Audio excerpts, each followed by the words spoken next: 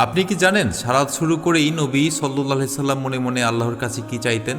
আবু হুরায়রা রাদিয়াল্লাহু আনহু এর সেই কৌতূহল এবং নবী সাল্লাল্লাহু আলাইহি সাল্লামের শেখানো গুনাহ মাপের বিশেষ দোয়া উল্লেখ রয়েছে সহিহ বুখারী গ্রন্থে ৭৪৪ নম্বর হাদিসে। আবু হুরায়রা রাদিয়াল্লাহু আনহু হতে বর্ণিত, তিনি বলেন, আল্লাহর রাসূল সাল্লাল্লাহু আলাইহি ওয়াসাল্লাম তাকবীরে তাহরিমা ও কিরাআতের মধ্যে কিছুক্ষণ চুপ করে থাকতেন। আমি বললাম, হে আল্লাহর রাসূল, আমার পিতামাতা আপনার উপর কুরবান হোক, তাকবীর ও কিরাআতের মধ্যে চুপ থাকার সময় আপনি কি পাঠ করে থাকেন?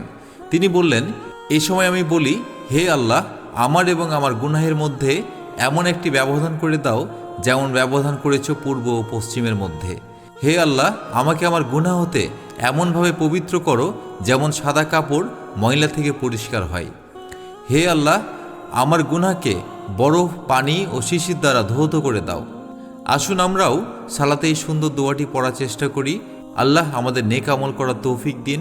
আমিন। জাযাকাল্লাহু খায়রান।